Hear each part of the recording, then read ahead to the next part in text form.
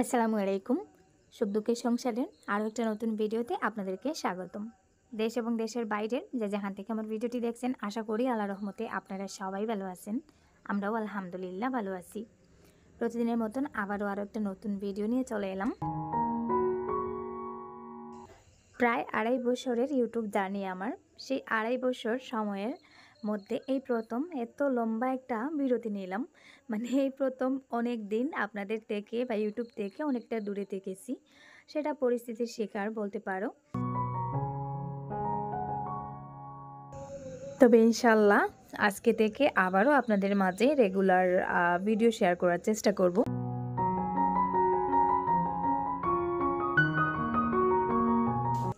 ঘরের সিলিং না থাকার কারণে ধুলাবালুতে প্রচুর পরিমাণে ডিস্টার্ব করে। মাঝে মাঝে মনে হয় গোটা ধুলাবালুকে দিয়ে আমি বেরিয়ে পড়ি, এত রাগ আসে কী করব। তারপরেও করার কিছু নেই। আর শোকেসটা যেহেতু দরজার সামনে রেখেছি, তো ওটাতে মনে হয় ধুলাবালুর পরিমাণটা আর একটু বেশি করে পড়ে। তো শোকেসটা একটু সুন্দর করে মুছে নিলাম। তারপরে সেদিন মেলা থেকে যে ফুলগুলো এনেছিলাম ওই ফুলগুলো শোকেজের উপরে আর কি সুন্দর করে গুছিয়ে রেখে দিচ্ছি। তো ওই ফুলগুলো রাখার আর কোনো জায়গা খুঁজে পাইনি। আমার মনে হয়েছে এখানেই রাখলে বেটার হবে, দেখতেও ভালো লাগবে। আর আমার শোকেজের উপরটা দেখুন, সুন্দর করে একটা রেলিং দেওয়া আছে, তো এর ভেতরে রাখলে সুন্দর লাগবে। তো দেখুন তো কেমন লাগছে। আমার কাছে তো ভালোই লাগছে, খারাপ না। রাতের এক গাদা এঁটো বাসন জমিয়ে রেখেছিলাম। তো বাসনগুলো এখন নিয়ে চলে এলাম কলতলায়। কলতলায় বাসন ধোয়ার সময় আমি যেখানে একটা বড় গামলা দেখতে পাচ্ছেন, ওই গামলাটাতে প্রথমে কিছু পানি নেব আর বাসনগুলো মেজে মেজে ওই পানিতে ডুবিয়ে বাসনের মধ্যে যে ময়লাটা থাকে, সাবানগুলা ময়লা, ওই ময়লাটা ওই পানিতেই ফেলে দেব। তারপরে ওই পানিটা ফেলে দিয়ে গামলাটা ভালো করে মেজে পরিষ্কার করে গামলাতে আবারও পানি নেব। তারপরে আবারও বাসনগুলো ধুইব। তারপরে আরও একবার পানি নিয়ে বাসনগুলো সুন্দর করে আর কি লাস্টবার পরিষ্কার করে নেব। তো এভাবে বাসন মাজাটা আমার কাছে একটু বেশি সহজ মনে হয়। আর বারবার একটা একটা করে পানি নিয়ে বাসন ধোয়া, এটা আমার মনে হয় পানিও বেশি খরচ হয় আর সময়ও বেশি লাগে। অপারেশনের পর থেকে যে কাজগুলো বসে করতে হয় সেই কাজগুলোতেই আমার সমস্যা। বাসন ধুইতে গেলে মনে হয় বাসন ধোয়াটা মনে হয় পৃথিবীর সবথেকে কষ্টের কাজ। তারপরেও কি আর করার, কষ্ট করে ধুইতে হয়।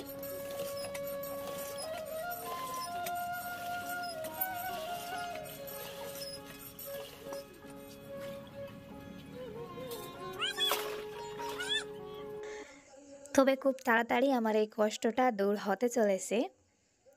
আমি অনেক খুশি, অনেক এক্সাইটেড যে কখন থেকে আমার এই কষ্টটা চলে যাবে। আমার আর কলতলায় এসে বসে বসে কাজ করতে হবে না। রান্নাঘরে দাঁড়িয়ে দাঁড়িয়ে সবকটা কাজ করে নিতে পারবো সহজে। তো যাই হোক, আমি আজকের এই ভিডিওতে সবটাই আপনাদের সাথে শেয়ার করব, তাই রিকোয়েস্ট করব স্কিপ না করে ভিডিওটা শেষ পর্যন্ত দেখার চেষ্টা করুন। ইনশাল্লাহ আজকের ভিডিওটা আপনাদের কাছে ভালো লাগবে। আর সেই সাথে যারা ভিডিওতে এখনও একটা লাইক দিতে ভুলে গেছেন, প্লিজ একটা লাইক দিয়ে ভিডিওটা কন্টিনিউ করুন। আর যে আপুরা এখনও আমার চ্যানেলটাকে সাবস্ক্রাইব করেননি, প্লিজ আমার চ্যানেলটাকে সাবস্ক্রাইব করে দেন যদি আমার ভিডিওগুলো আপনাদের কাছে ভালো লেগে থাকে।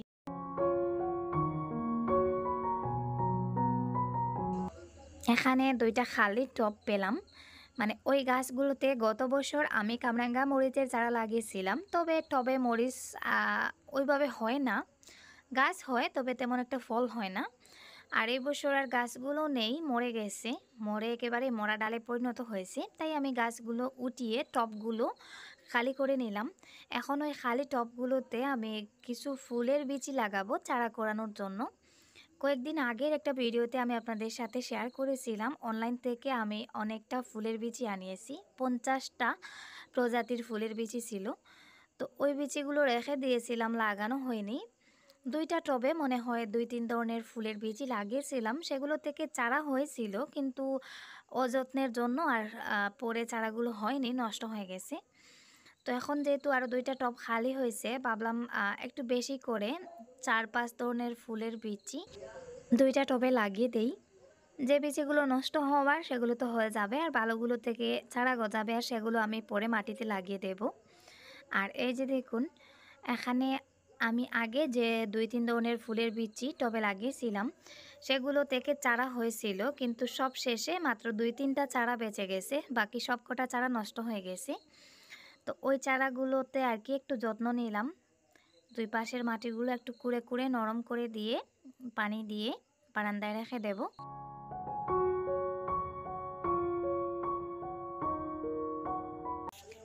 আমার শ্বশুর এবং শাশুড়ি মা এসেছেন আমার বাসায়। তো ওনারা আসায় আমি আরিয়ানের বাবাকে বললাম কিছু কলিজা আনার জন্য। তো উনি বলেছিলেন 1 কেজি কলিজা দেওয়ার জন্য। এখানে কলিজার সাথে কিছু মাংস ওরা দিয়ে দিয়েছে। আমি মাংসটা এখন আর রান্না করব না, কেটে কুটে ফ্রিজে রেখে দেব। আর কলিজাটা ছোটো ছোটো করে কেটে ধুয়ে দুপুরে আর কি রান্না করব। আর ওনারা মাংসের থেকে কলিজা বেশি পছন্দ করেন। বয়স্ক মানুষরা কলিজা সবাই প্রায় কম বেশি পছন্দ করে, আমার মা বাবাও করেন। তবে ব্যক্তিগতভাবে আমার তেমন একটা পছন্দ না। আমি কলিজা বা মাংসের তুলনায় মাংসের হাড়গুলোই বেশি পছন্দ করি।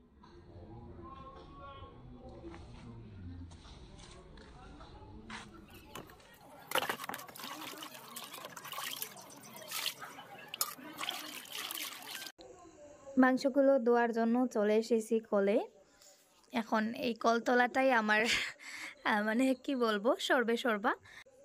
গড়ে পানি উঠিয়ে উঠিয়ে এত কাজ করা যায় না, তার থেকে বেটার কলতলায় নিয়ে এসে কাজটা করা। তো আমি এখানে একটা কাঠের পিঁড়িও রেখে দিয়েছি যাতে আমি বসে বসে আরামে কাজগুলো করতে পারি।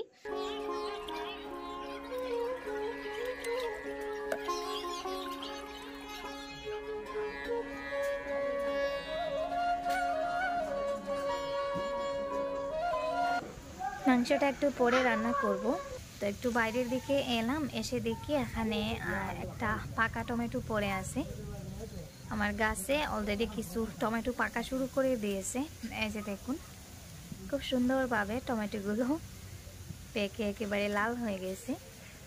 তো আমি এখন আরোগুলো পারবো না, আরও 1-2 দিন রাখবো, পুরোপুরি লাল হওয়ার পরে পারবো, যেহেতু এখন আমার প্রয়োজন নেই। শুধু শুধু গড়ে নিয়ে রাখার থেকে গাছে থাকাটাই বেটার। এই যে দেখুন। আর আরও একটা জিনিস আপনাদেরকে দেখানোর জন্য আমি এদিকে এলাম। এই যে দেখুন, আমার গাছে নতুন নতুন কিছু লাউ হয়েছে। এই যে কয়েকদিন আগে একটা টিপসের কথা আমি আপনাদেরকে বলেছিলাম, আমিও শিখেছি ওটা আমার কিছু প্রিয় আপুদের কাছ থেকে। ভিউয়ার্স আপুরা যারা আমাকে বলেছিলেন যে আপু তোমার লাউ গাছে লাউয়ের জালি পচবে না, তুমি লাউয়ের লম্বা লম্বা আগাগুলো কেটে দিও। তো সেই পদ্ধতিটা আমিও 2 বার অবলম্বন করে ফল পেয়েছি। আগের বছরও করেছিলাম আর এই বছরও করে এই যে দেখুন এখন কতটা লাউ হয়েছে আমার গাছে। এই মনে হয় 12 থেকে 14 দিন আগে আর কি লাউয়ের আগাগুলো কেটে দিয়েছিলাম। তারপরে যে দেখুন আমি কাছ থেকে আপনাদেরকে দেখাই, 1টা 2টা 3টা 4টা 5টা 6টা, তারপরে এদিকে বড় আরেকটা একটু আগে দেখিয়েছি 7টা, এই যে দেখুন 8টা। তো বর্তমানে এই যে দেখুন আরও একটা, এটা মনে হয় টিকবে না, পচে যাবে। যেগুলো পচে যাবে সেগুলো দেখতেই বোঝা যায়, তবে বাকি যেগুলো সামনে দেখতে পাচ্ছেন একটাও পচবে না। এখানে 8টা লাউ আছে, 8টা লাউ মানে আর পচবে না ওইভাবেই আর কি। এই যে এই 2টাও বড় হবে, এগুলো আর পচবে না। এটা আর হচ্ছে ওটা, এই যে দেখুন এটাও পচবে না। আর ওই যে উপরের দিকে আরও একটা বড় দেখা যাচ্ছে, ওটার উপরে কোনো গ্যারান্টি নাই, হয়তো পচে যেতে পারে। তবে বর্তমানে 8টা লাউ হয়েছে, আরও 4-5 দিন পরে ওই লাউগুলো বড় হয়ে যাবে। আর এই যে দেখুন ওই লাউগুলো পচে গেছে, মানে ওগুলো মনে হয় লাউয়ের আগাগুলো কেটে দেওয়ার আগে হয়েছিল। এখনও কিছু জালি পচতেছে, তবে 8টা লাউ অলরেডি আর কি বেঁচে গেছে, ওগুলো আর পচবে না। তো আপনারা যারা ওই ট্রিক্সটা জানেন না তারাও ওই ট্রিক্সটা ফলো করতে পারেন, সেই জন্য আর কি শেয়ার করলাম।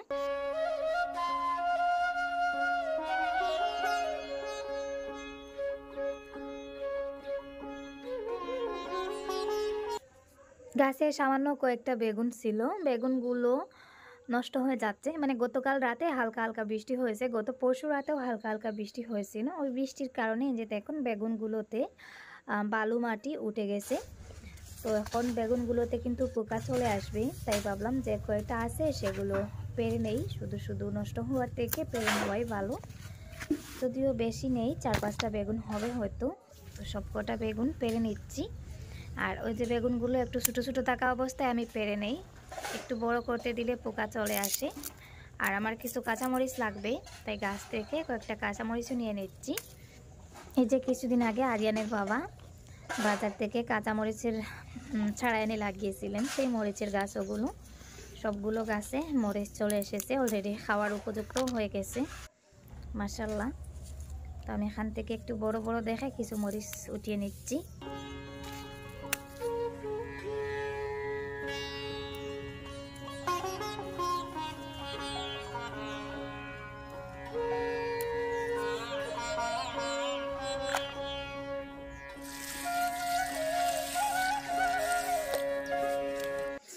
আমার বাসায় কিছু কাজ চলতেছে, তো যারা কাজ করতেছেন ওনাদের জন্য আর কি দুপুরে খিচুড়ি রান্না করব, তাই চাল ডাল ভিজিয়ে রাখলাম।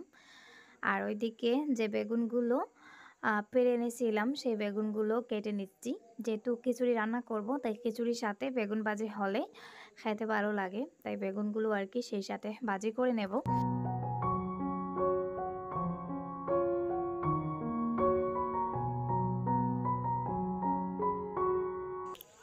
সবকটা বেগুন এভাবে অর্ধেকটা করে কেটে নিয়েছি। বড় যে বেগুনটা, সেই বেগুনের একটা অংশে সামান্য একটু পোকা ধরেছিল, আর বাকিগুলো মোটামুটি ঠিক আছে। তো আমি এখন হলুদের গুঁড়া, মরিচের গুঁড়া, লবণ দিয়ে বেগুনগুলো ভালো করে মেখে নিচ্ছি। খিচুড়ির সাথে একটু পরে ভাজি করে নেব। আর ওইদিকে আমি রান্নাবান্নাও শুরু করে দিয়েছি। তো আমি আর সম্পূর্ণ রান্নাটা ওইভাবে শেয়ার করতেছি না। আমি এখানে যে কলিজাটা আর কি ধুয়ে পরিষ্কার করে রেখেছিলাম সেটা রান্না করতেছি। পেঁয়াজ একটু লাল করে ভেজে তারপরে আদা আর রসুন বাটা দিয়ে দিলাম। তো এখন ভালো করে মশলাটা কষানো হয়ে গেছে, দিয়ে দিচ্ছি গুঁড়া মশলা, হলুদ, জিরা গুঁড়া, ধনিয়া গুঁড়া, মরিচের গুঁড়া আর লবণ। তো লবণটা মনে হয় এখনও দেইনি, ভুলে গেছি। তো যাই হোক দিয়ে দিচ্ছি। এই মশলাটা ভালো করে কষানো হয়ে গেছে, লবণও দিয়ে দিয়েছিলাম, তারপরে দিয়ে দিচ্ছি পানি।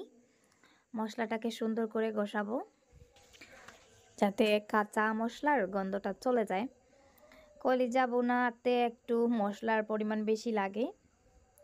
অনেকে কলিজা সেদ্ধ করেন, আমিও 2-3 বার সেদ্ধ করেছিলাম। তো সেদ্ধ করার পরে আরিয়ানের বাবা পছন্দ করেন না, উনি বলেন কাঁচা যেভাবে মাংস রান্না করা হয় ওভাবে করতে।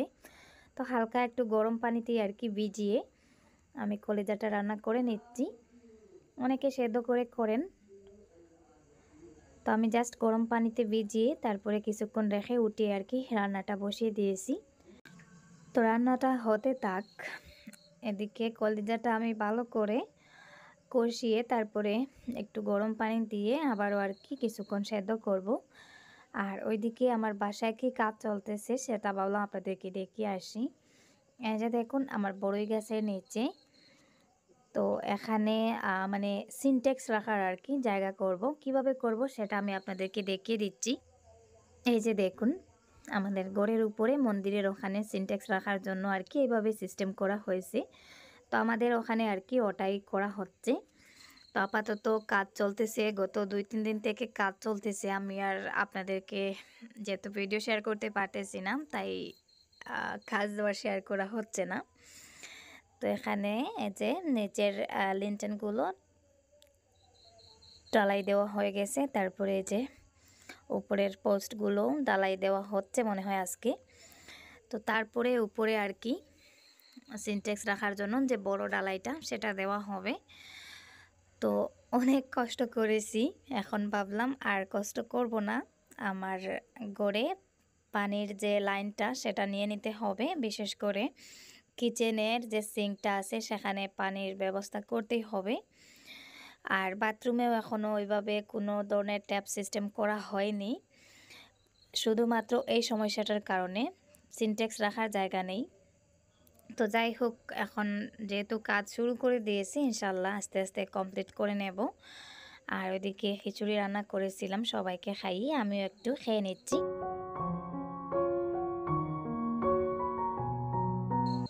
বিকালের দিকে আর ক্যামেরাটা অন করতে পারিনি। তারপরে যে এখন দেখুন সন্ধ্যা ৭টা বাজতেছে। তো আমরা রেডি হয়ে এখন আমার ননাসের বাসায় চলে যাচ্ছি।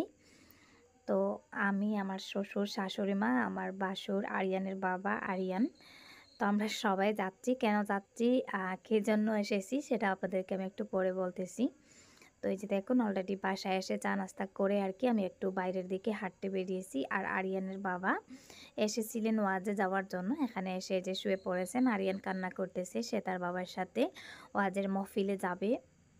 তো এই যে দেখুন ছেলেকে আর কথা শোনাতে পারেনি, সে কান্না শুরু করে দিয়েছে, তাই এখন ওকে নিয়ে আর কি যাবেন বলে বের হয়েছেন। আর আমিও একটু বাইরের দিকে হাঁটাহাঁটি করতেছি আর ওদেরকে আর কি বিদায় দিচ্ছি। ওদের সাথে নুসরাতও যাবে। তো এখানে ঘুরে দেখতে পেলাম আমার ননাস একটা শোকেজ কিনেছেন, সেম আমার শোকেজের মতন আর কি। এই যে দেখুন। আর ননাস আবার নতুন করে কিছু কয়লার মুরগির বাচ্চা এনেছেন। আগেরবারও আমি আমার ননাসের কাছ থেকে মুরগির বাচ্চা নিয়েছিলাম। এইবার আর আমি নেব না, কারণ এখন শীতকাল, বাচ্চা মরে যাবে। তো এই যে দেখুন উনি আবার নতুন করে কিছু বাচ্চা আনিয়েছেন। এখানে মনে হয় 25টা বাচ্চা আছে। আমাকে বলছেন আমি নেব না কি, আমি বললাম না এখন নেব না, শীতকালটা চলে যাক, আবার গরম আসুক, তারপরে দেখা যাক, আবারও হয়তো কিছু বাচ্চা নিয়ে পালতে পারি। তো এদিকে বড় বড় হাঁড়িতে রান্নাবান্না চলছে, গড়ে অনেক মেহমান। তো সবাই রান্নাবান্নায় ব্যস্ত আর আমি আমার গরুটাকে দেখতে চলে এসেছি। এই যে দেখুন আমার গরুটা খুবই অসুস্থ ছিল গত পরশুদিন, মানে একেবারে মরার অবস্থা ছিল, বেশি অ্যাসিড হয়ে গিয়েছিল পেটে। তারপরে মানে আমি ওকে ভিডিও কলে যেভাবে দেখেছিলাম আমি ভাবছিলাম ও হয়তো আর বাঁচবে না, একেবারে মাথা ফেলে আর কি শুয়েছিল আর বড় বড় করে নিঃশ্বাস নিচ্ছিল, পেট ফুলে একেবারে লাউয়ের মতন হয়ে গিয়েছিল। তো তারপরে আবার যে ডাক্তার আনা হয়েছে, এখন মোটামুটি ঠিক আছে। তা আমি ওকে একটু দেখছিলাম, আদর করছিলাম, ও কিন্তু অনেক দুষ্টু হয়ে গেছে। এই যে দেখুন, তো এখন অনেকটা বড় হয়ে গেছে আগের তুলনায়, তবে মনে হয় একটু উল্টাপাল্টা কিছু বেশি খেয়ে নিয়েছে, ওই কারণে সমস্যা হয়েছিল।